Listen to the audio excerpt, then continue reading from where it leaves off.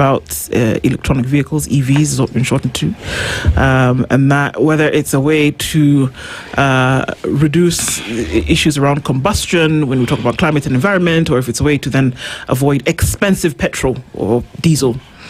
But then when we're looking at the Finance Bill 2026-2027, this has come up.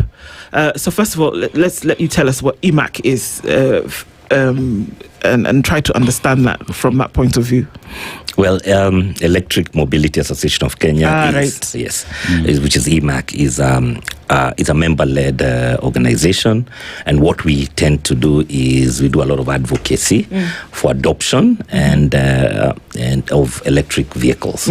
So we started 3 years ago, mainly because whenever we would try and engage authorities or government, they would say, don't come as an individual, don't come as a company. We don't make regulations. We don't make for an individual company. And it's a young industry.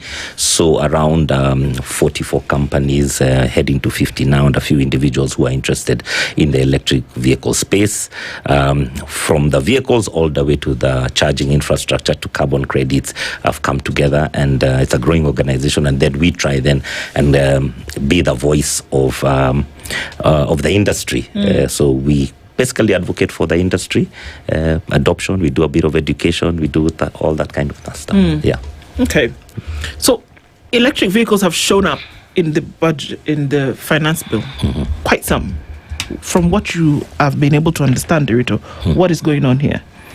We've been in these corridors of finance bill from day one. This is the fourth year that electric vehicles have shown up.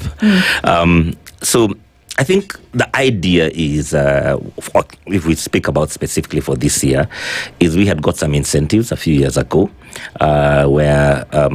where some of the components, especially if you're doing local assembly, you would get, we were zero rated for electric bicycles, motorcycles, and electric buses. And then there's no, and that has helped the adoption you've seen in the last 3 years. Yeah. However, what has been the biggest challenge for the industry is every year we fight for an incentive, and the following year, we are told it's going to be removed. So this year, the proposal is not a full removal, it's moving us from zero rated to exempt, which has, of course, an effect, especially for those who are doing local assembly. So if I am buying, if I'm building a motorcycle and there are certain parts I am buying locally, that I cannot then claim that input VAT, which, of course, I will pass on that cost to the final user.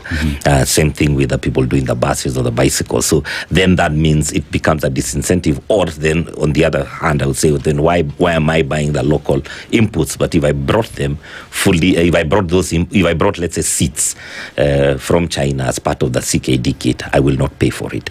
So I think for me, it's I was talking to my colleague here earlier as we were waiting.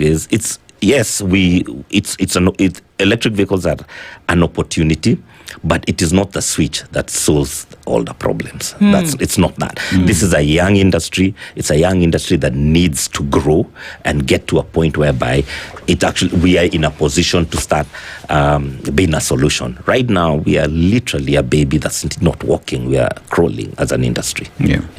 Very young industry.